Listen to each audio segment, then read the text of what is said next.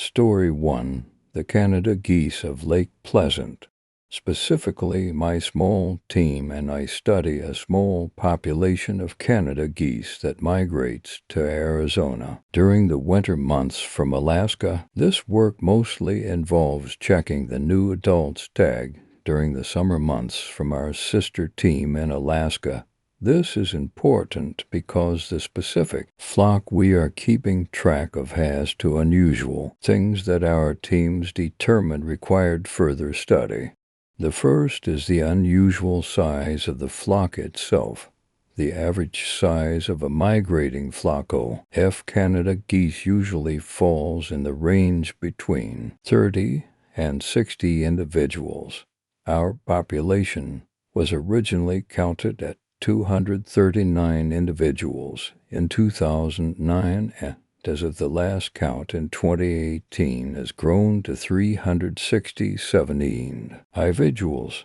It was first discovered in 2009 by a fisherman at Lake Pleasant when he noticed the large flock come in and land in late November. On the busy summer lake is empty of weekend water sports enthusiasts.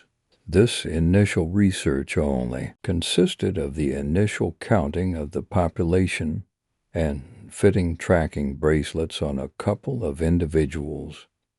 Come April, the flock left the area of T. Lake as expected and started their migration to Alaska.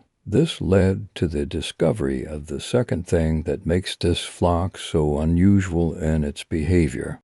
It's normal for our population of geese to not begin migrating all at once, usually leaving in smaller groups as I described earlier. This population, however, left as a single group on the same day and near as we could tell the same hour. The radio tracking bracelets fitted to the individuals also showed a strange behavior in their flight patterns.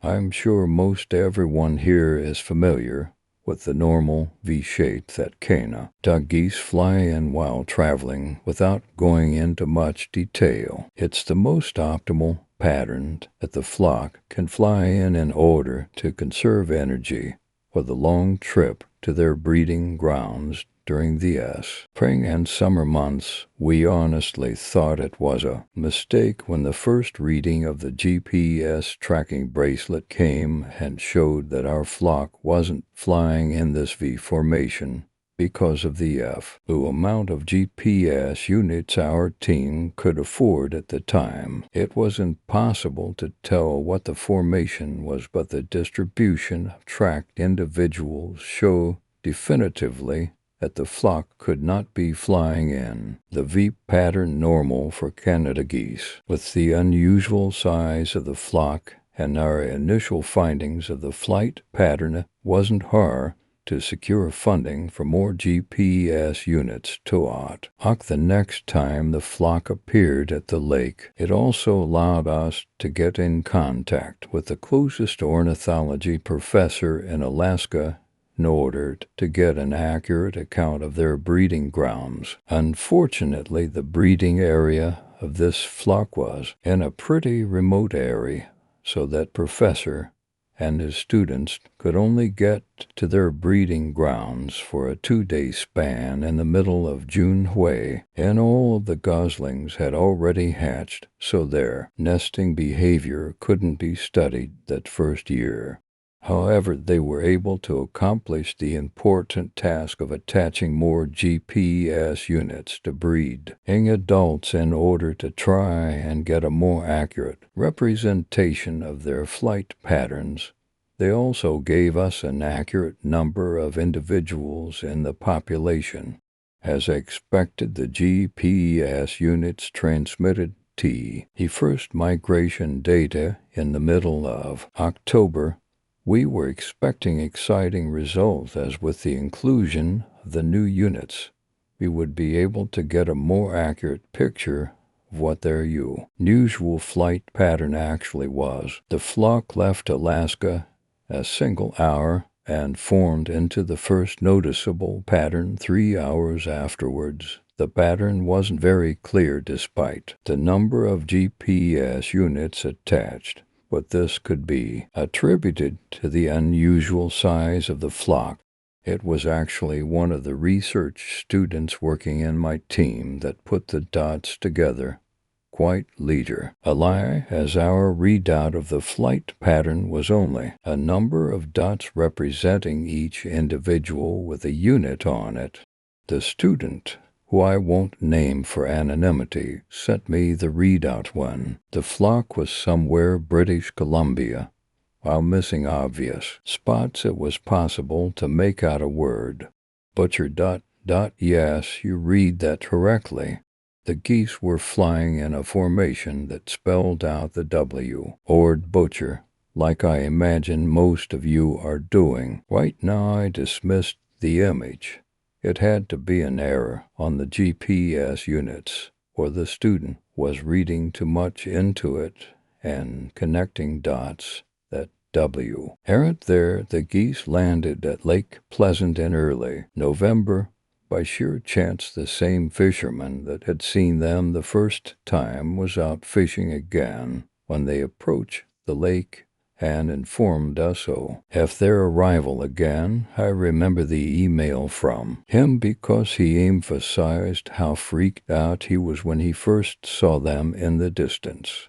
Freaked out because he clearly saw that the flock was flying in a pattern that spelled out his last name, Butcher ... Coincidence. That was the only thing that made sense to think at the time.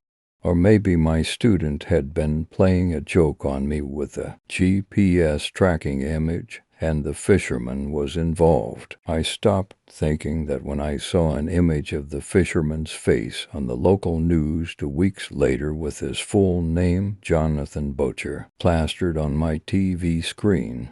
According to the news anchor, he had been murdered by his wife when he was caught watching porn.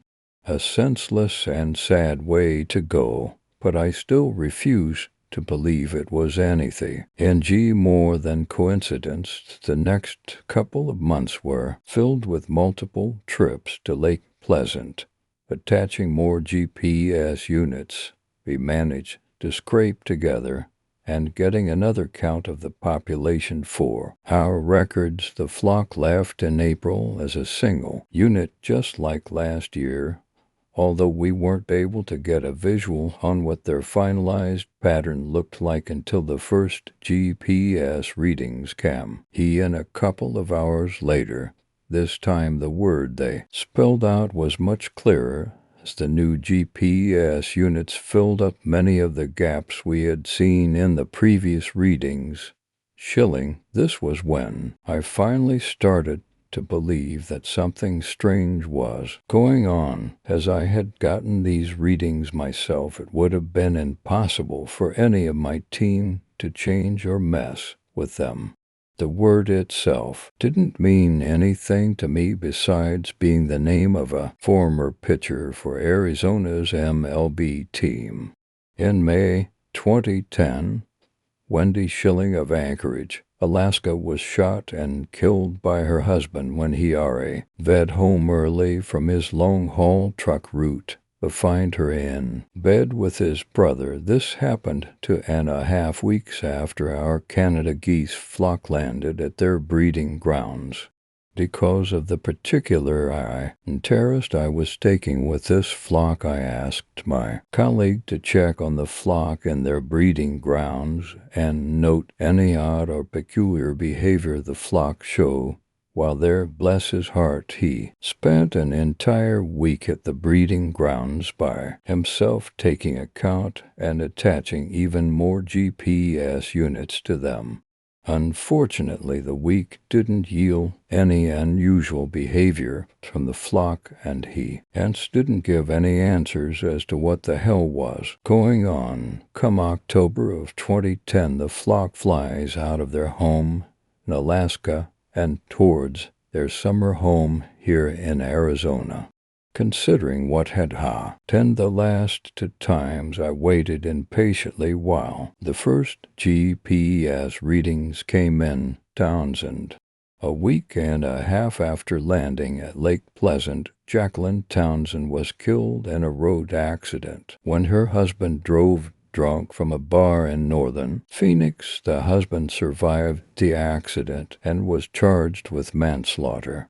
In April 2011, the flock left Lake Pleasant and arrived in Alaska, keeping a formation spelling out the name Richardson. In June 2011, Tim Richardson disappeared in the Alaskan wilderness when his partner and him went camping just outside of Anchorage. While the partner was eventually recovered, Tim was never found and has been declared dead. Annie Novak, murdered by her abusive husband in Phoenix in December 2011, 2 weeks after our geese landed at Lake Pleasant. Brennan Zamora, Maeve Doherty, Emmanuel Chambers, every single one dead at the fault of the person who loves them the most in the Word.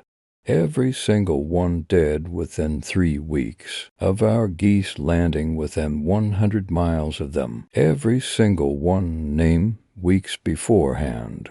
Because I don't want to sound like a crazy person and get all of my funding cut from my other race. I've never published the results of this research. However, I feel the need to mention this because the geese left their winter home at Lake Pleasant yesterday, just like all of our GPS readings over the last decade. The formation of the birds spelled out a name. I'm currently on a working vacation with my wife in Anchorage to try and see this group of geese come in for myself, so I was excited to look at the first GPS readings for the flock. Yesterday, I became a lot less excited when I saw the name that they spelled out. Stevenson. My name is Dr. Aaron Stevenson. Story 2. The Soot Man. Come here and try this with us. You awake to your friends gathered around the coffee table in front of you. That's right. You had a small party while your aunts were out of town for the weekend. Well, if you could call it that. Only 4 people showed up. After all, the couch you slept on has a bit of dribble from your drooling habits, but you managed to wipe the it from the corner of your mouth with your sleeve as you sit up to see what all the yelling was about. In the middle of the table is a brownish board covered in letters and words. It seems to be made out of wood, but closer examination reveals it's a cheap plastic sheet. The words hello and goodbye line bottom in Gothic text and a yes and no are located at the top. The edges of the board seem to be burnt or darkened, but it's probably just painted that way. A wedgie board. Really, guys, you mutter. Hey, I never got to screw around with one of these when I was a kid, says a black-shirted guy. This was Ron, your typical guy. He was holding the small, monocle-like object used on wedgie boards. What were those called? Ha. That's 'cause your life sucks, man. This was said by 20-year-old Beck, one of the local stoners. He was already baked, as you could tell by his bloodshot eyes.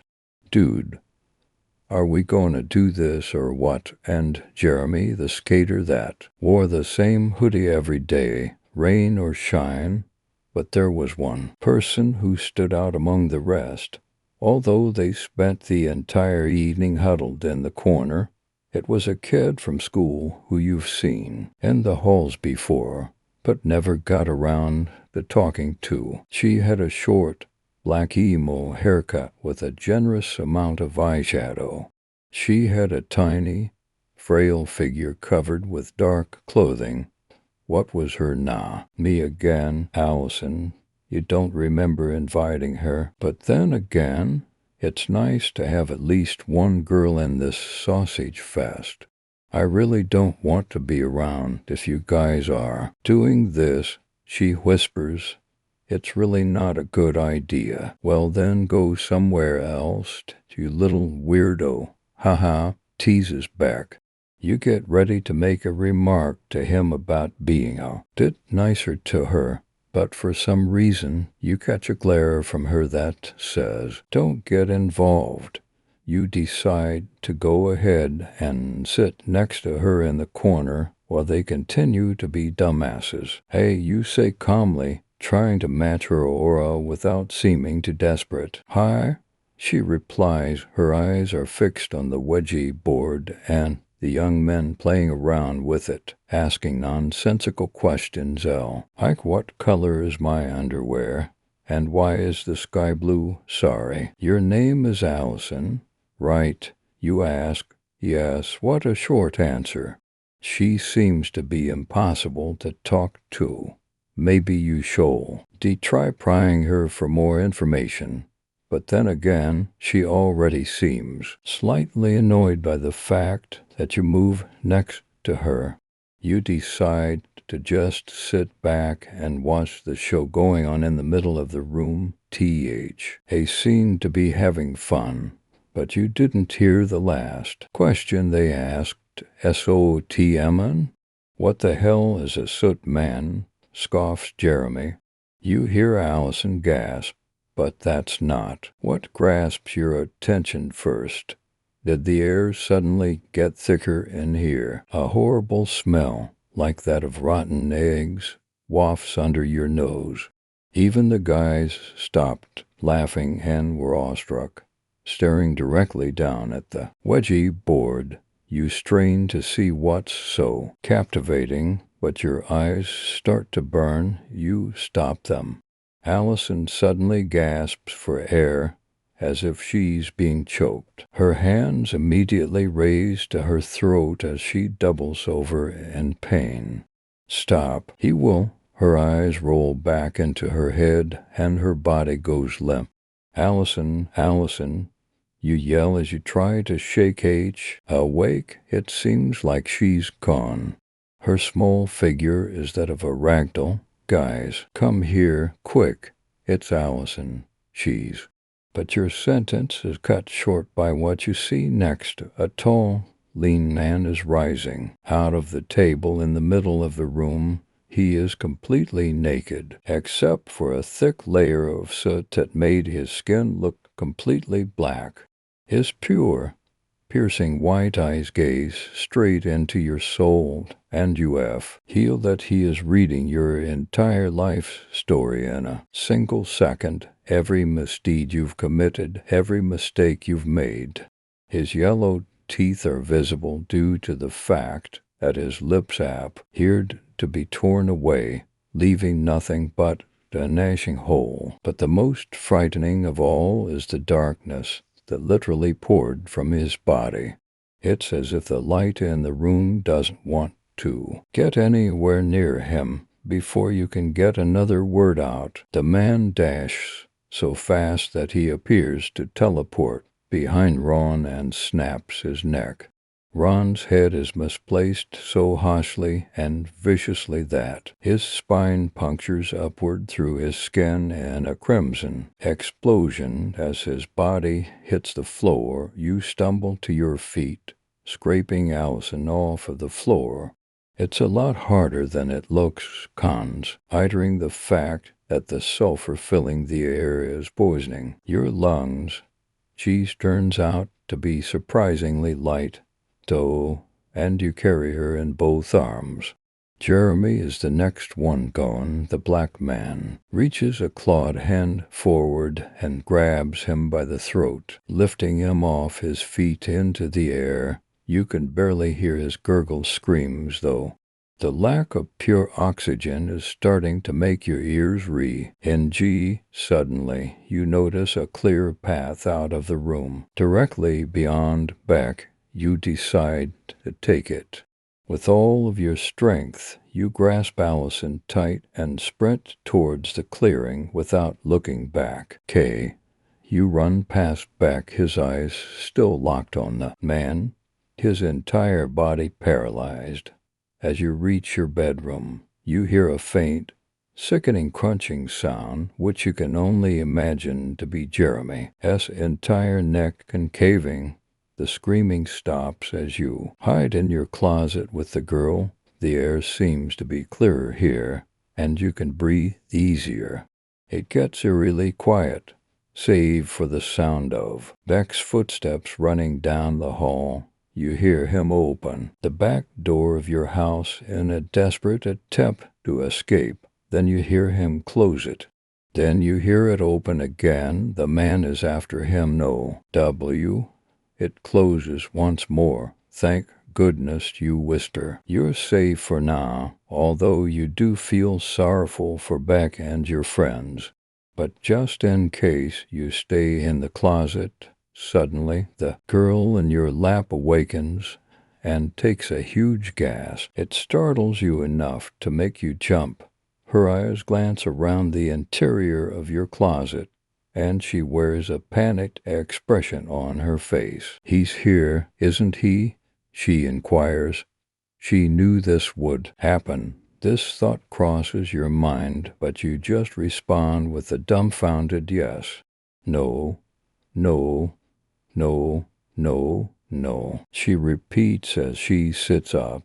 I wanted to warn you about him. She seems to be flustered as she scoots to the deepest corner of the closet. Don't worry, I think he's gone, you say, placing your hand on her shoulder. All of a sudden, you hear the back door open again. You pray that it's Beck, returning victorious from his scuffle with the man. Heavy, weighted footsteps diminish your hopes as you hear them. Doctor, I'll close her. Allison whimpers in the back of the closet, and you put your finger to your lips to silence her. Who knows how good this thing's hearing is? A thick cloud of soot rolls under the closet door as the man stomps into your bedroom. This is it. You think you can only imagine those pale, lifeless eyes scanning the entire room. You can even hear his heavy breathing and the dripping of black liquid out of his mouth, and then it stops. You hold your breath, trying to listen out for him, but there is absolutely no noise at all, not even the sound of Allison's breathing. You look back to see if she's okay. She has her hands cupped over her mouth, tears streaming down her face. You scoot towards the closet door and grab the knob slowly. You cautiously pull it open just enough to get a glimpse of your room. The light seems to be brighter. The room seems to be empty. You breathe a sigh of relief, glad that the impending doom was apparently not directed at you. But one thing does bother you, though. Allison, you knew about that thing, didn't you? You ask, still gazing through the slit between the door and its frame. I assume it's gone now that it's killed the ones who summoned it. You hear Allison scooting forward behind you. It's not gone. There's only one way to stop it, which is, as soon as you ask the question, you wish you didn't. It requires the souls of the ones who summoned it, and one sacrifice, she says, her voice growing deeper with each passing word. You swivel around to face her and meet a pair of pure white eyes. Story 3. Till the boys come home. Margaret Owen stared out into the distance from her quiet Vermont ranch, taking a break from attending to the oddly large quantity of dishes left in the sink. She never quite considered how the sink managed to be full by every evening, considering her husband works most nights out in town, and her two-grown sons are carrying rifles in some strange country in Europe whose name she never bothered to memorize, of course.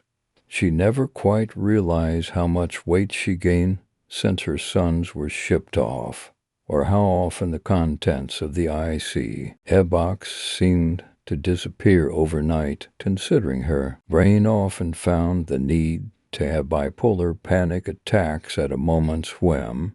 It was just as well she did not notice, with no one around. Oh, tell her otherwise. For the first time in weeks, her mind returned to some fractured aura of reality upon looking from the windowsill out towards the desolate ranch, decayed by months of neglect, sink. The heirs to the land were either dead of phosgene or boredom. God help this war come to an end. What brought poor Margaret back from a traumatic stupor were the distant headlights signaling her husband's return from yet another stint in what she sometimes imagined was a glamorized Boston underworld. She placed her dish into the drying rack, going outside to meet her beau without taking off her gloves or apron beforehand. However, immediately upon going outside, she felt an extremely apprehensive force weighing down on her as the car went to a halt and her husband stepped to usually a pathetically hunched man with a seemingly permanent streak of filth across his face. This version of Franklin sported a near-perfect upright posture and a noticeably pale yet smirafar. Gaunt face. Margaret decided this congestive feeling was better dealt with by the hearth and cleaned up inside before her husband entered what was before a bright and hearty abode. Became instantly as desolate feeling as the decaying ranch outside, and Margaret felt intense chills rolling up her back despite the warmth of the wood stove nearby. Franklin he weakly asked as she heard her front door open, her heart heavy in the anticipation of seeing her husband for the first time in weeks. She was answered by slow, deliberate steps approaching the Lee VING area, and her husband's sudden appearance in the archway. He answered with a similar Franklin, but in a terrifyingly powerful voice contrasting the normal Franklin's genteel no, or theist drawl. That is me, correct. Margaret suddenly dropped her fearful apprehensiveness to embrace her husband. How are you, my low? But she was immediately dropped back to her chair by the man who looks like Franklin's glare. Honey, Wilfred Owen is dead. The man who looks like Franklin immediately replied, his powerful stare weighing down Margaret like an iron casket. Wilfred Owen, of course, would happen to be the name of Margaret's younger son. Last she heard stationed with a rifleman division somewhere near a large river in France. Then again, it's also the name of a famous British poet, so either is fair game. Franklin, honey? Margaret again weakly replied, not quite able to register this strange turn of events. I'm fairly certain I am not mistaken. Margaret Owen, is it? Your eldest son is Chauncey Owen. Youngest is Wilfred. His asking was, of course, rhetorical. There was a deafening silence as Margaret remained speechless in the wake of the man who looks like Franklin's gaze, where he realized the dilemma with a nervous smile.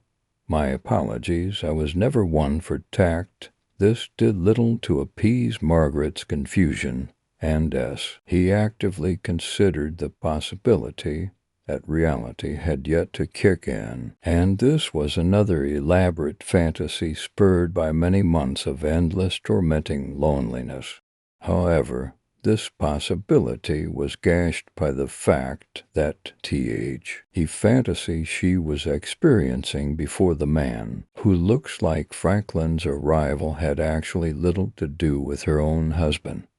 Rather, the children he helped create. This lack of CT on the man who looks like Franklin's behalf continued to show as he was hapless to Margaret's mental dilemma.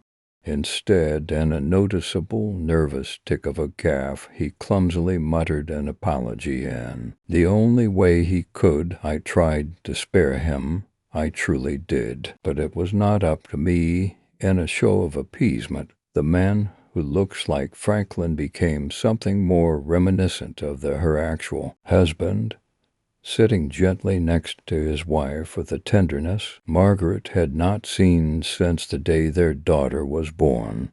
This proximity seemed to spur a flash of intuition, as if an unseen connection suddenly cinched the two in a mutual flash of understanding. With this, the man who looks like Franklin adapted his tactic to mercifully ease poor Margaret's suffering. "My love," he said as his arms subtly wrapped themselves around poor Margaret's shoulders. "You were off somewhere when you saw my coming. Where was it?"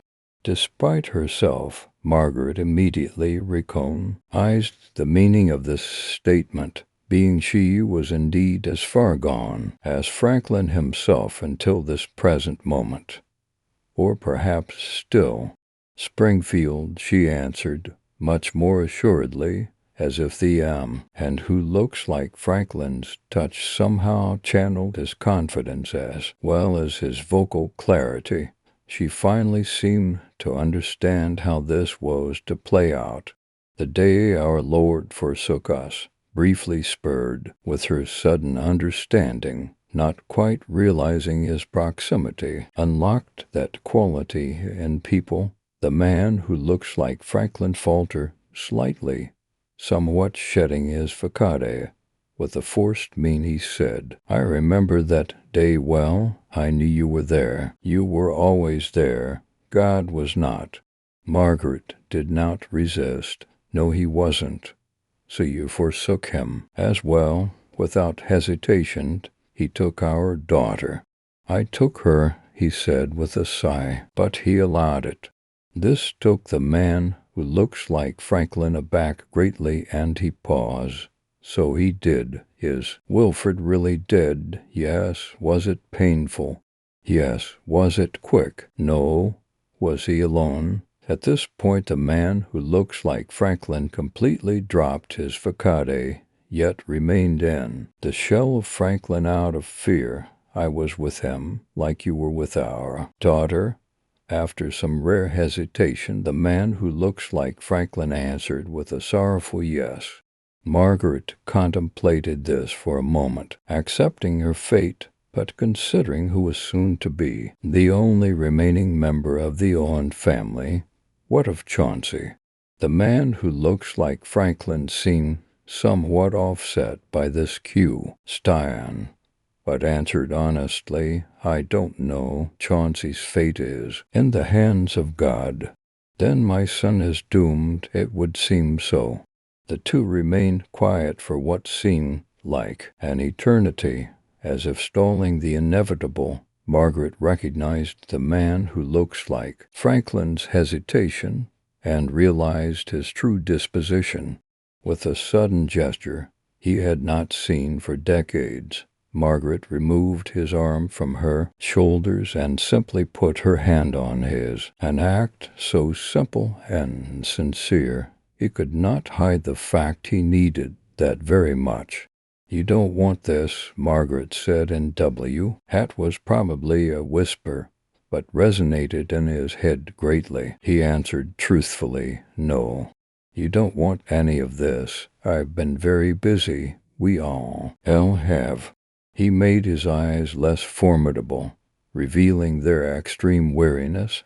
"I wish I could just sleep." In a sudden display of years of bottled-up despair, the man who looks like Franklin collapsed to the floor in powerful cries that were more reminiscent of screams, shaking the house in a violent tremor that might have completely collapsed it had it not been for Margaret's equally powerful condolence.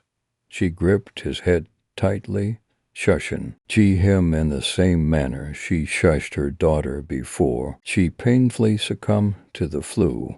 This seemed to work as the man who looks like Franklin let out a breath from his resonating cries, finally letting go of his false form.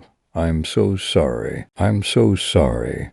It's not your fault. Forgive me."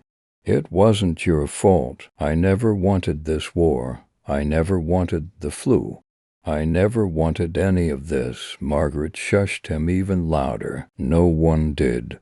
I don't want to take you away. You have to.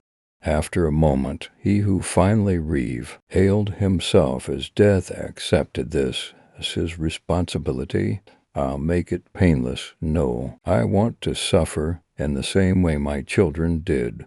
I felt their pain bringing them into this world. I want to know how it felt leaving it. You don't want to. You feel it every time, don't you? He was silent for a moment, but answered with a weak every time.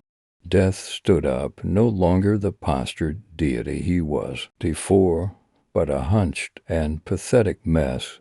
True death would present himself, ironically, in the same means the real Franklin would.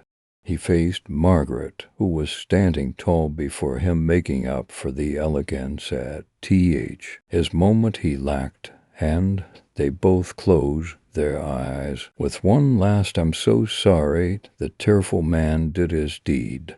Death departed the household shortly after, kind enough to leave the body of Franklin behind him.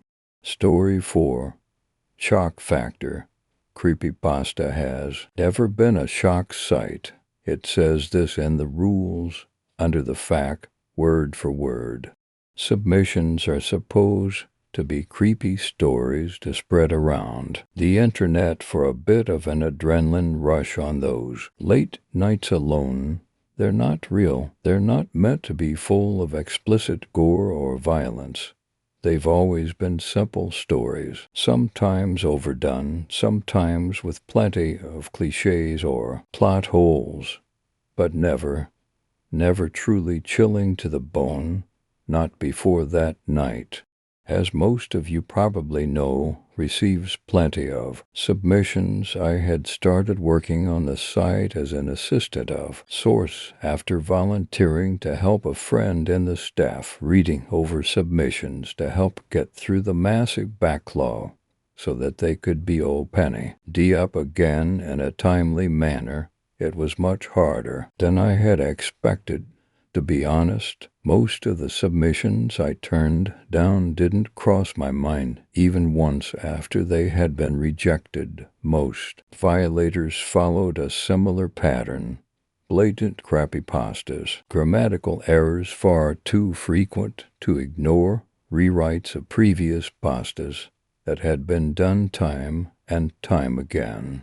Now I am quite the horror fanatic. I love movies, game, stories, anything with a macabre theme that would send chills down the spine.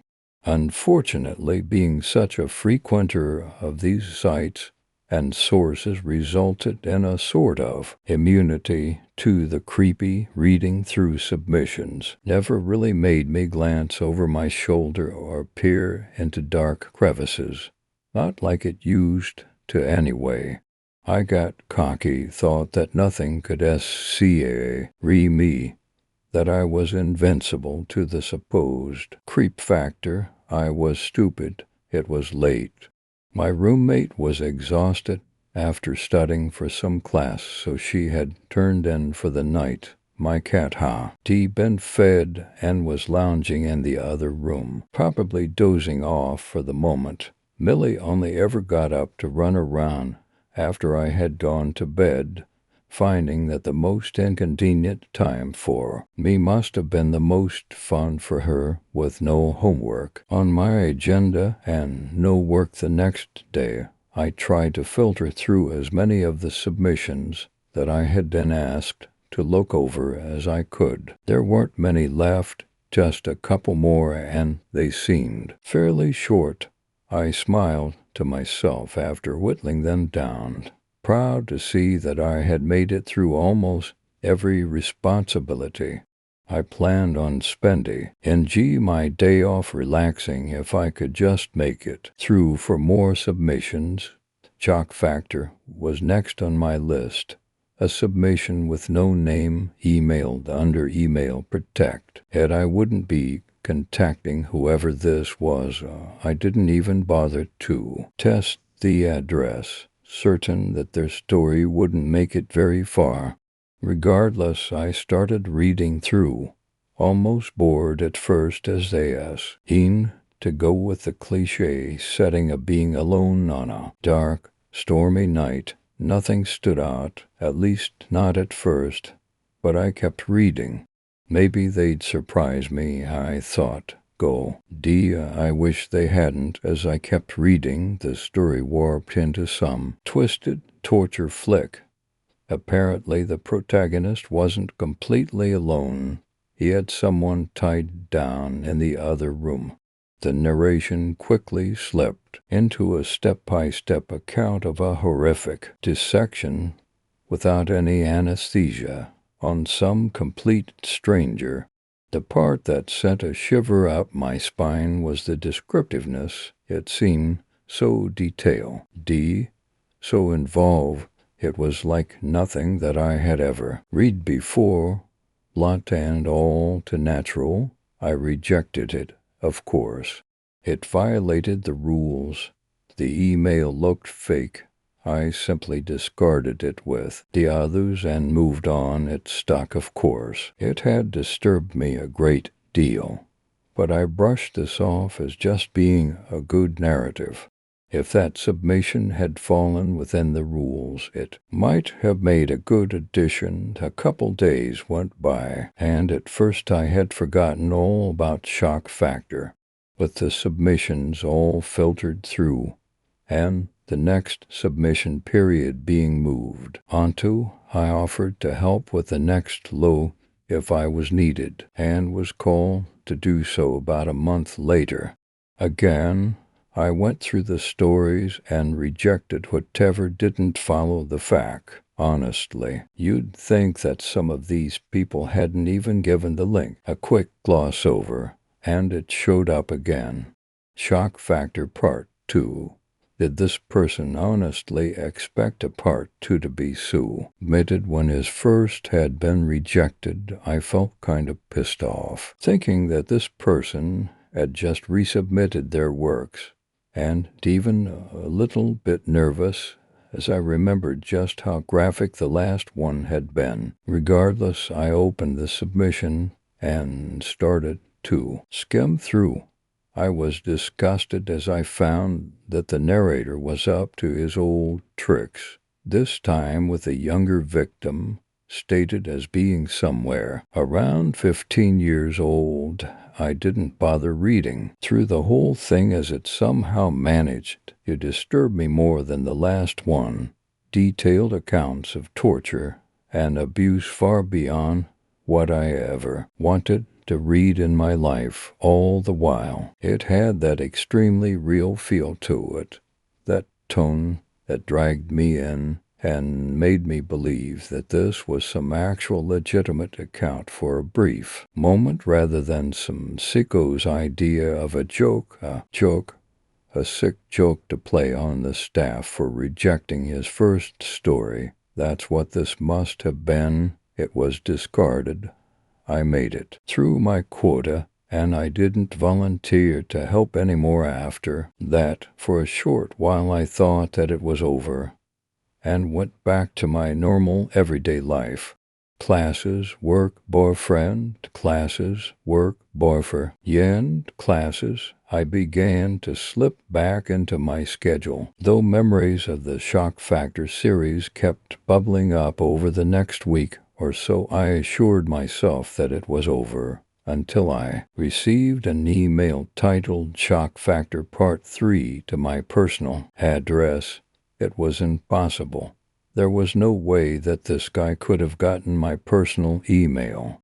I deleted it without bothering to read it, unnerved by the fact that he found me. I tried to think of every possible logical explanation, even getting upset as I considered that my friend had planned some elaborate prank to disprove my boasting over never being creeped out. After sending her an annoying message, I received a new one, this time titled Shock Factor Part 3.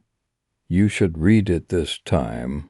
My blood ran cold. I looked at the description nervously, the glimpse of a message any Gmail user would be familiar was seeing located next to the message title.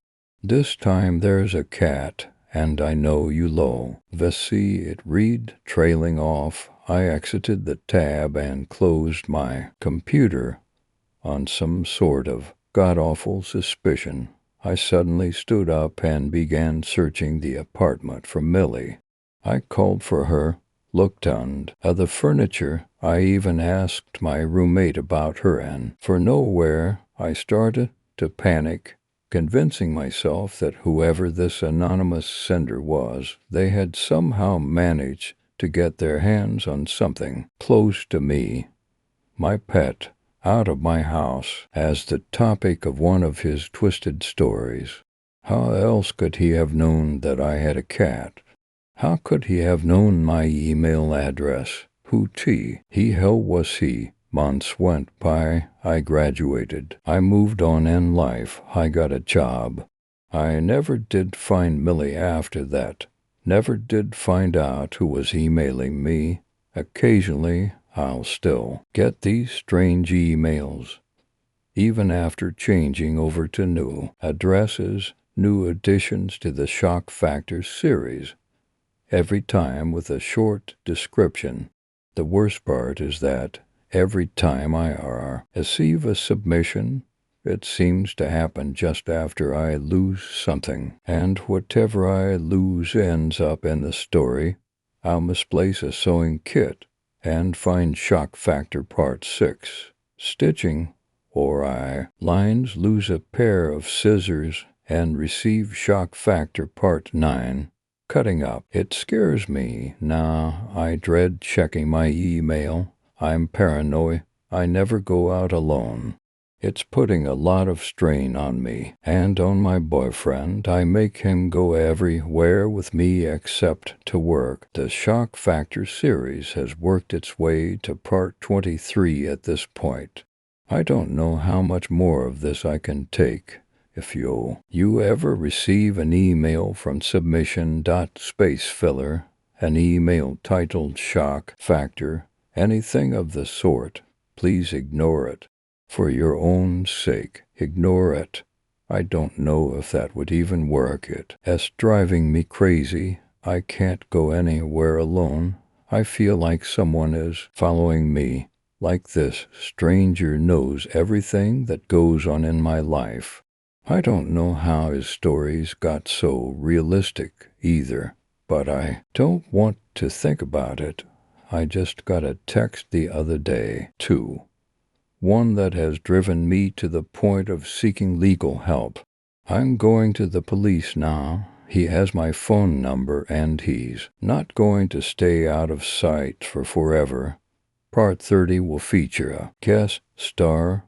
I'm afraid that I'll have to move on to finding a new editor after she has her episode, though. How unfortunate. I knew her so well. Story 5.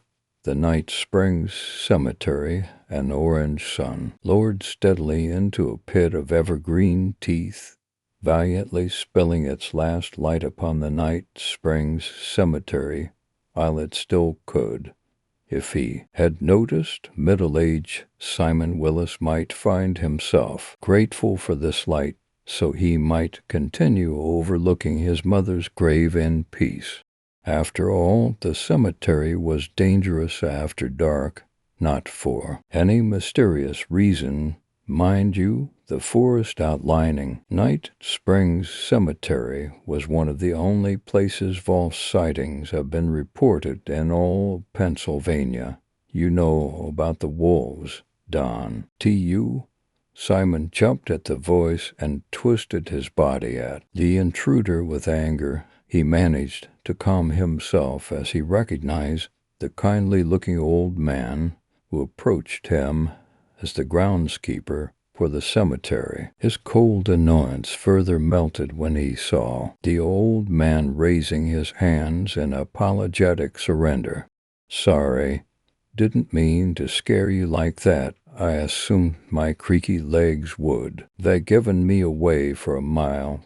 The old man laughed and continued to approach as Simon allowed himself a small grin for the first time all day. For a minute the groundskeeper stared silently at the grave beside him in solemn reverence, despite politely declining similar offers from friends and family. Simon appreciated the man's company here. The groundskeeper brought a sense of practiced officiality to Seymour's mourning and gave him a reason to stay rooted to the spot. The man even seemed to know the appropriate time to break the silence. "I dug this grave, you know. I dig all the graves around here. It keeps my body younger than I really am," he said, eyes winking with pride. It was true, too. Simon knew the man was well into his 80s at least, because he remembered the sight of him as a sea-hild. He didn't seem to have aged much in that time. He looked like he could be just barely approaching 60. "I've had this job for 40 years now. Got it from my father after he died. I must have been about the same age as you when it happened. My name's Jeremy Carter, if you're wondering what to call me. Plain Carter does most people just fine." "Carter," Simon repeated vaguely. "How'd your father pass, if you don't mind me asking?" No, it's fine. He just got tired of living, I suppose. Probably smoked too much tobacco and buried too many good people." He changed the subject here. "I didn't know your mom much. Could recognize her from passing in town, but I never knew her name or nothing. I heard she was taken by cancer." "Yeah." Simon's voice sounded so hollow, and he wondered if that's how it'd always sound from now on. A terrible way to go, cancer. Wasting by inches. You're tired of hearing this, but you have my sympathies all the same." Carter was right. The thanks that tumbled out of Simon's mouth was smooth from overuse. The word felt like an overworked muscle, raw and lifeless, and Simon wanted nothing more than to hide away far home all the apologetic well-wishing that demanded response, and give the word time to rest until its meaning could be salvaged once more. Simon wanted to talk about his mom to this man. He even managed to push out a forced "she" before he realized he had no words to follow it and found his throat dry. Somehow the old man seemed to understand this and brought the subject closer to his mother. "I know your mother always lived here. So am I right in assuming you grew up in Night Springs, too?" The question offered direction, and Simon gratefully seized upon it. "Yeah, I never knew why, Dad, so I grew up here alone with my mom." He corrected himself. "Well, not alone, you know. There's the whole town, of course, and I used to know just about everybody here. My mom never had a kid or remarried, though, so it was always just us two in the house." Simon paused a moment, reflecting, then realized he needed to speak more to properly convey his mother. "It was great, though. My mom was a great woman. The house was small compared to others, but just fine for the two of us, and my mom worked her ass off to make sure we always had it. Mr. Anderson, at the bank, I don't ken if he still works there anymore. He wasn't at the funeral today. Mr. Anderson was always good enough to give my mom an extension on the loan if she needed it. He helped out a lot when I was going through college. My mom had 2 jobs back then, so I wouldn't have to do any work myself and could focus on my education. Got a business degree and then went to law school and later became a lawyer working out of Chicago. Oh, I stopped seeing her and the town so much. Since then, I tried to come back for the holidays, but something started coming up and I missed more than I ever should have allowed. I was crushed when I found out my mom had cancer. I tried to get her to move in with me, get her better medical care. But she was dead set on staying in Night Springs. She always loved this town. I couldn't wait to get to college, but she was always happy living here. I thought of moving closer, of course, but I couldn't just abandon all my clients and practice, and my mom insisted Debbie next door was taking good care of her. They were always like sisters to each other. I offered to pay Debbie as a nurse, but she wouldn't hear of it. You know how people in THIS town are. The two men grinned and shared understanding for a moment. The sun was nowhere to be seen now.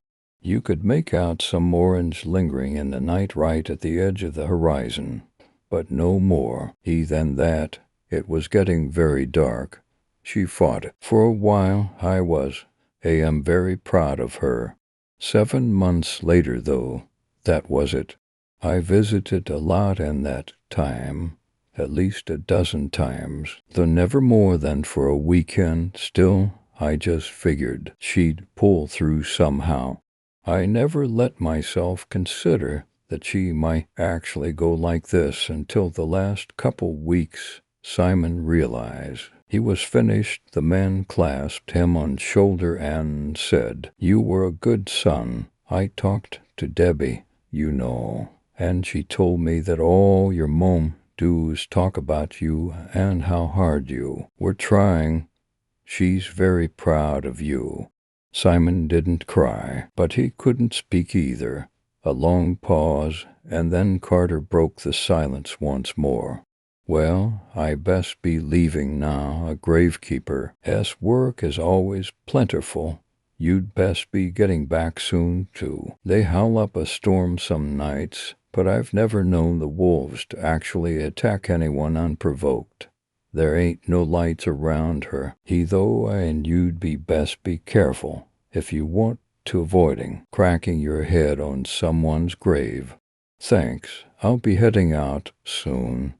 If it's okay, I think I might stay a few minutes."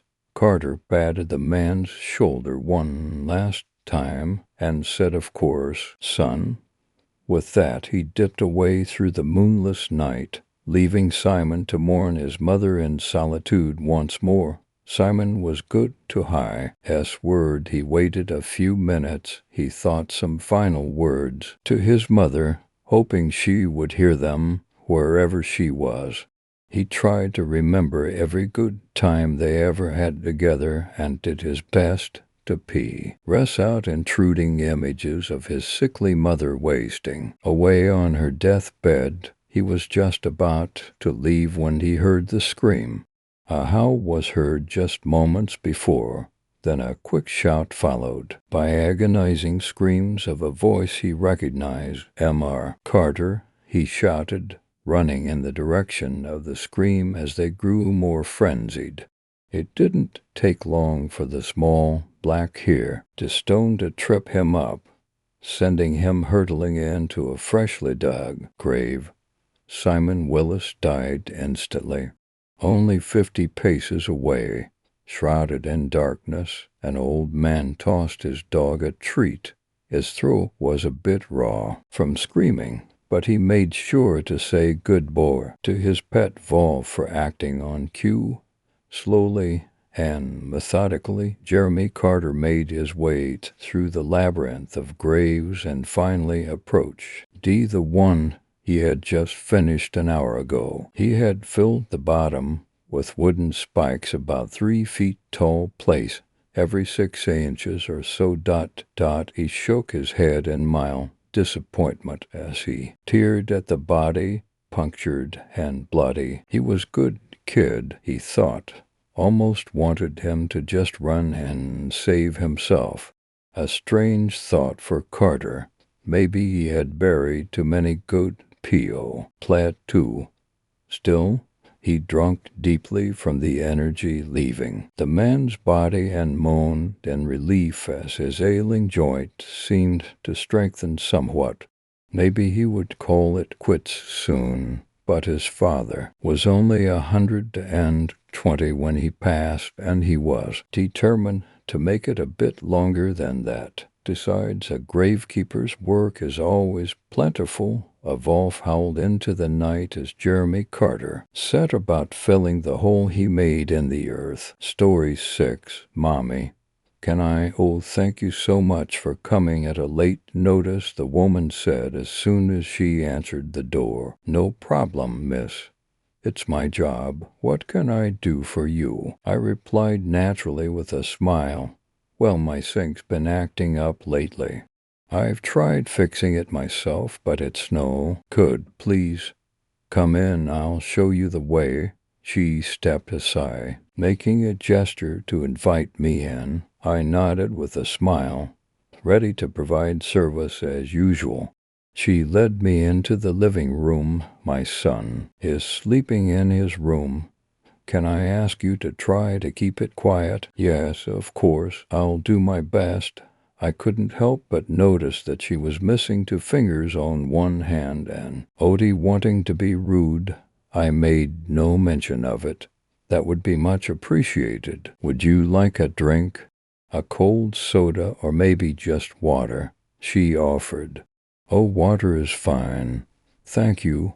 I'll be right back then. Go on and take a seat. She slowly made her way into the kitchen, but not without glancing towards the hallway.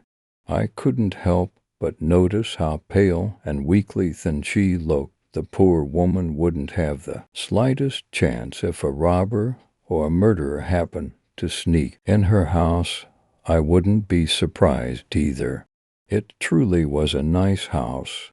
I turned my head to the hallway and took a deep breath. Then I noticed it. A faint odor. Whatever it was, it didn't smell so inviting. I could tell, though, that an effort was given to cover the stench with air fresheners. I would know. I've done it before. I was making a move to get up when she walked back in with a glass of water. Here you are. She placed it gently on the glass table and, while doing so, revealed what looked like a small ringed bee rouge on her forearm. Miss, is your arm okay? I thought I saw it. I'm fine, she answered hurriedly, retrieving her arm to her chest. Would you like to see the sink now? She asked, insisted rather. I got up and followed her after sipping on the glass of water. We passed by the hallway, and I heard muffled shuffling in what seemed to be the first room to the left. I saw 2 shadows on the footstool. F the door, Mommy. Can I have it? A small voice asked, softly behind the doors. The woman stopped in her tracks and turned with a bewildered look that was quickly masked by a smile. Honey, go ba. CK to bed, she said with a cold tone that didn't match the smile on her face. Mommy, can I have it? I'll be good this time, please. Her son, I assume, pleaded. Ma, I think your child needs something, I said, hesitant. He'll get it in a bit. She said to me then to her son, Sweetie, just be patient. I'll get it to you later, I promise. Immediately, she walked away, and I followed. A little uncomfortable now. There was scratching behind the doors. Was that your son? I asked with caution when we arrived in the kitchen. I think it got clogged when I dumped some leftovers there. I wasn't thinking clearly, and instead of putting them in the dispenser, I tossed the food down the drain. It was just cut up meat, so I figure it wouldn't be a big issue. I guess I was wrong, she explained, completely ignoring my question. I decided not to push it. Well, let me take a look. She moved aside and I began taking out some tools. She stayed in the kitchen, leaning by the fridge, watching me. After a while she walked to one of the drawers and opened it, pulling out an item. I couldn't tell what it was as I soon disappeared under the sink. After a few minutes of silence, she asked, "You like helping people, right? Isn't that why you decided to go for this job?" It was actually a lack of ambition and non-caring parents, but seeing as I didn't want to be rude, I merely nodded and even tried to play off as the good guy. "Yeah, I like helping folks. Nothing better than knowing you've made someone's life easier. Right? Right? Yes." Service. More silence followed, which lasted longer this time. I popped my head out for a bit and reached for a wrench in my toolbox. She noticed the ring on my finger. "I see that you're married. Any kids?" she asked, hands behind her back. "Two. Yeah. My wife just gave birth to our youngest 2 weeks ago," I answered with a genuine smile. "That's lovely. Congratulations." She paused, opening her mouth as if to say something, only to go back into silence with the look on her face. It seemed as if she was contemplating something in her head, quite seriously, struggling for the right words. Indeed, then I saw on her face something I probably already did at the moment of our meeting, but ignored: exhaustion. "Look, you seem like a nice man, so..." Thud, we both snapped our heads in the direction of the hallway. I was about to speak when another thud stopped me. Louder this time, the woman looked at me with hesitation.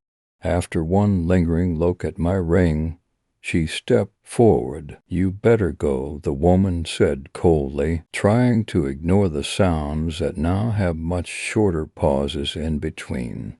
"But I'm not finished. Leave right now." I could see the unsettling look on her face, so I obeyed and packed my things. Right away, when we passed by the hallway, the door to the boys' room began to rattle wildly. "Mommy, please, let me out, and I have it now. I want it, Mommy." "Goodness, you have your child locked in there?" I asked with such shock. She was pushing me towards the door now with the hand that was missing two fingers. I turned around sharply, and she pulled out the knife she'd been hiding behind her back. My widened eyes met her frenzied ones. "If you take a single step towards me, I won't hesitate to hurt you. I've done it before, done it plenty of times. Oh yes, I've killed a lot of men. But I was just doing my job, you see. Just doing my job. Isn't it a mother's job to protect her child?" I stood there, my feet frozen and glued to the floor, not knowing how to respond. "Isn't it?" she yelled suddenly, causing me to jump. The door stopped rattling and returned to creating loud thudding noises. The boy was repeatedly throwing his body against it. "Listen, let's just be calm and talk about this. Put the knife down and we'll..." "No, no more. This has to end. No more of this. I've sacrificed enough. I'm tired." She solemnly turned towards the hallway. Right at that moment, I could have easily disarmed her and turned the situation around. Things might have ended differently, but something in me has screaming to just run out and call the police. "I'm sorry, sweetie. I've done my best. But I can't keep doing this. It isn't right. It isn't right." She turned back to me, knife lowered, eyes pleading. "Go home, your family." I bolted to the door without even thinking about it. I didn't bother to close it either. With one last glance back, I saw her opening the door in the hallway, knife raised high. "I'm fucking hungry, you bitch." I refused to believe that it was the boy that said this. It couldn't have been. yet it was. Screams from both child and pair and were heard. I threw myself into the work vehicle and drove a couple of blocks before realizing I had to call the police. Story 7. The truth about the lake. Albany put her bare feet in the water and leaned back on her arms. She had her jeans rolled up to her knees. The night sky sparkled with a billion stars above her. She couldn't imagine a more perfect moment. She was so happy that she decided to take this trip by herself. Even after everyone else bailed out, they were worried about the rumors about the lake, and she knew it. They all used excuses like needing to work or a sister's birthday party, but she knew.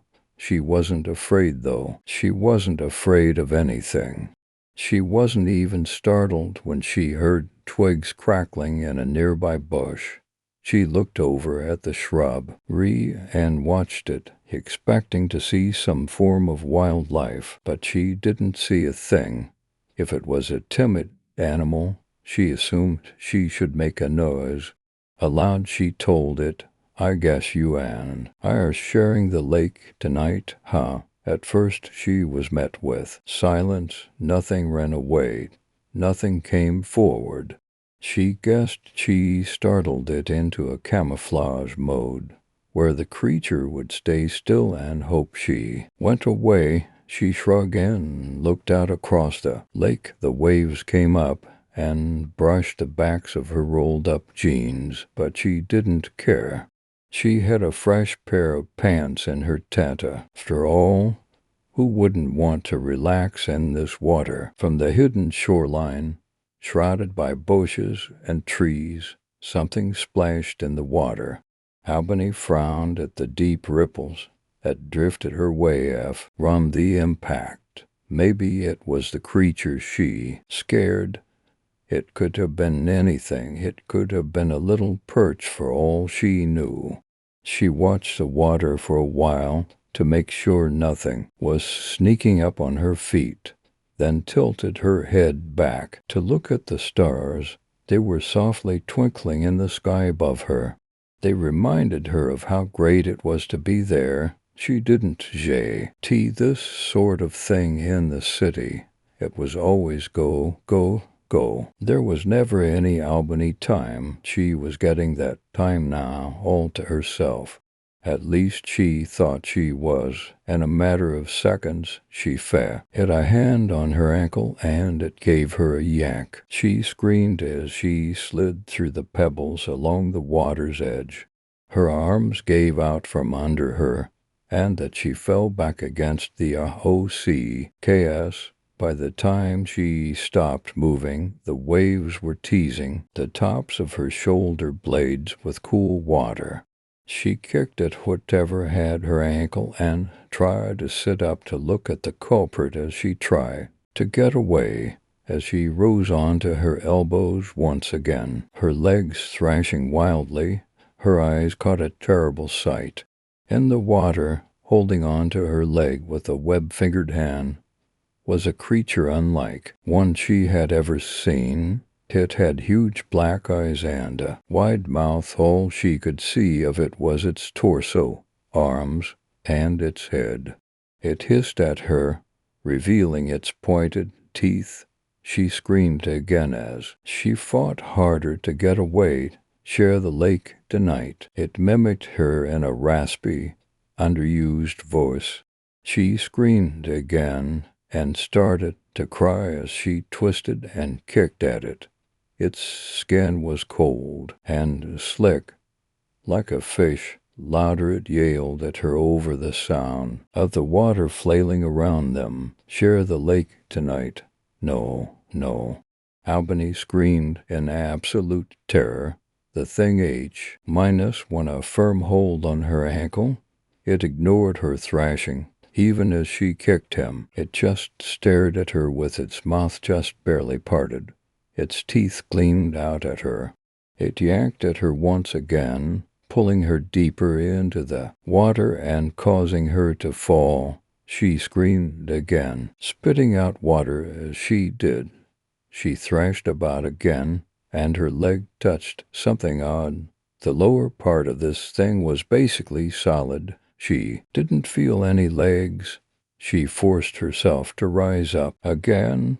She looked at it with tears blurring her vision, and it calmly looked back at her. She pleaded, "I don't know what you are, but let me go, please let me go, we share," it told her, mimicking her pleading tone. "We share, we share, we share." "No, please, no," she pleaded, her face wet from tears and lake water. "No." The creature's face twisted angrily. It demanded, "Share the lake tonight. We share." "I just want to stay on the shore," she cried. "Please, I can't swim." "Well, swim?" the thing asked. Slowly it started to pull her out. She could feel something, like a flipper or a fin brushing her calf. "No, no, I can't swim." "I can't swim," she objected. She pushed her hand into the pebbles beneath the water and tried to stay upright. She knew how to swim well enough that she could go in shallow waters. She just didn't want to go in with this thing. She wanted to go home, far away, and never come back. This thing, whatever it was, seemed to listen, sort of. She hoped to get it across to it that she wanted away before it dragged her under. "Can't swim," it repeated. It blinked at her. It seemed to be getting it. It mouthed the words as if it was sinking in. Finally, its eyes lit up with a sense of knowing. As it yanked her further and further into the water, ignoring her scare. AMS as it chanted loudly, happily, "Can't swim, can't swim, can't swim, can't swim, can't swim." She thrashed around, trying to tug her legs away from it and scrambled to keep a hold on the shoreline as it pulled her out deeper and deeper. She struggled to keep her head above water. Sometimes she would go under and she would have to fight to get air. Every time she would go beneath the surface, she would come back up spitting water. She knew this would be the end of her. She was going to be murdered by some creature in the lake that wouldn't stop chanting, "Can T swim?" She was still so young yet. How could this have happened to her? She saw her life flash before her eyes, and by the time the show was over, they stopped moving. All of the sudden, the thing let go of her ankle. She fought to stay above the water's surface. She couldn't feel the bottom, and the shore seemed far away. They were out in very deep water. She heaved for air as she bawled right in front of her. The thing watched with its enormous black eyes. Its raspy voice was much softer now as it chanted, "Swim, swim, swim." Swim was all she could do as it began to move away from her and said, "Share lake, swim." It ducked under the water, and a second later she saw a tail moving away just under the surface. It looked like a seal's tail or something like that. She didn't wait around another moment. She swam as fast as she could towards shore. Her technique was lacking and slow in comparison to someone that knew how to do more than paddle along. It took her a little while to get to the water's edge, as got into shallow enough water to stand. She trudged toward shore. The going was slow, but she quickened her pace as much as possible when she heard from somewhere nearby, "Swim, swim, swim, swim." She let out a cry and moved as fast as she could. She could hear something move up behind her as she moved up on shore, onto the rocks. She didn't stop running until she was in the grass. It was only then that she was brave enough to turn back and look, At the edge of the waves, the creature sat with its arms on the rocks and its great tail glistening in the moonlight. Kichi, the look in its eyes, could only be described as wounded and angry. It was then that it occurred to her that this thing was what all the rumors were about in regards to this lake. There was supposed to be some monster fish here and a ghost. The fish was massive, and it was impossible to catch.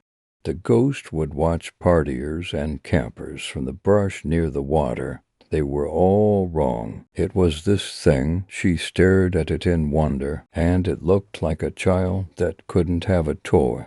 It reached out to her, and she backed away. Quickly, Albany kept backing away until she ran into the side of her tent. She slid down the side and her foot landed the wrong way on a stick. She yelped and looked longingly at her shoes down by the water's edge near the creature. The ing seemed to visibly sigh before turning back towards the water and slithering out into the waves. Albany was left to grab a few of her things and hike back to her car without any shoes to cover her feet. There was no way she was going near the water again.